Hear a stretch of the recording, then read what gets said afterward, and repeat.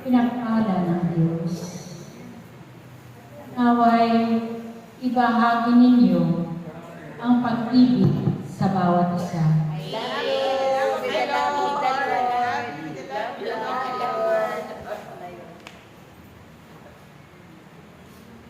Ako ito, aking mga anak, ang inyong mahal na ina, na kasama ninyo sa pagdaralita ng aking banal na Santo Rosario.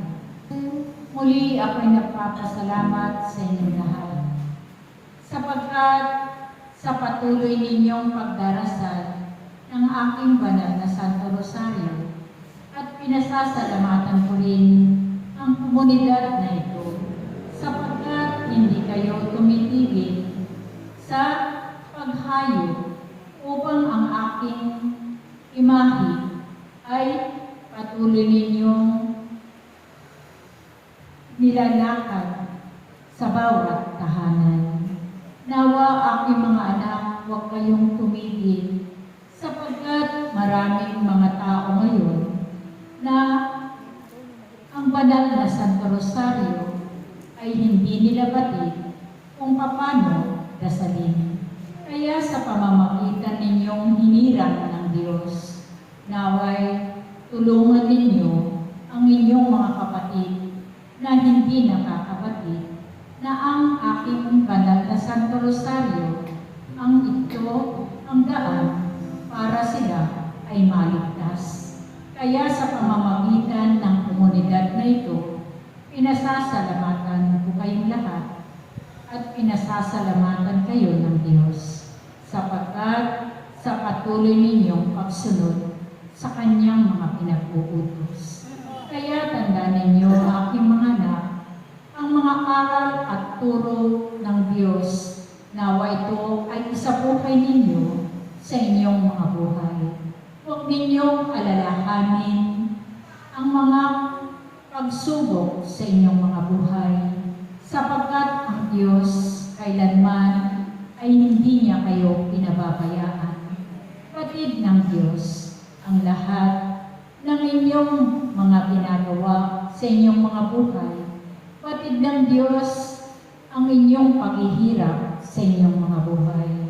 Tandaan ninyo, ang Diyos kailanman ay hindi niya nililimot ang inyong mga kabutihan sa Diyos.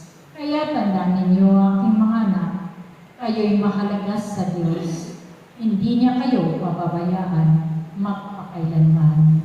Kayo man ay madapa ng makailang ulit, ang Diyos kailanman ay patuloy niya kayo sasamahan sa inyong mga buhay. Kayong lahat ay patuloy niyang ginagabayan at pinapatnubayan sa inyong mga buhay. Kaya tandaan ninyo, aking mga anak, kung nakakaranas kayo ng kahirapan sa inyong mga buhay, may itinakda ang Diyos na kayo ay hindi na maghihirap magpakailanman, sapagkat ang Diyos ay tapat ang Kanyang pangako sa bawat isa sa inyo. Hindi niya lilimutin ang Kanyang pangako sa bawat isa sa inyong lahat. Kaya nawa sa inyong pagsunod sa kalooban niya, naway maging tapat kayo sa Kanya at maging matatag ang inyong pananampalataya sa Kanya. Maka dumating man ang mga pagsubok sa inyong mga buhay, naway maging tapat kayo sa inyong pananampalataya at maging matatag ang inyong pananalig at pagtitiwala sa Diyos na inyong pinaglilingkuran. Kaya aking mga anak na tinawag ng Ama, naway ipagpatuloy ninyo ang pagdarasal ng aking banal na Santo Rosario. Umayo kayo at ipagalaganap ang banal na Santo Rosario. Salamat sa inyong lahat.